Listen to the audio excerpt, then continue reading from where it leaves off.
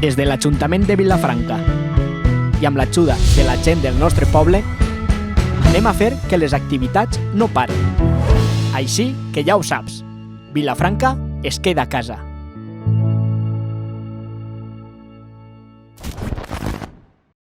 Hola, som un grup de membres de la Unió Musical de Vilafranca. Vos presentem una obra anomenada Incé, composada per Terry Riley al 1964. És una obra per a un número indefinit de músics, sense especificar els instruments. Està considerada una de les primeres obres de música minimalista. L'obra està formada per 53 compassos. Són xicotets fragments de música que cada intèrpret repeteix les vegades que vol.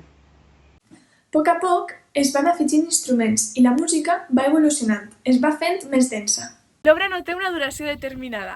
Cada músic decideix quan acaba.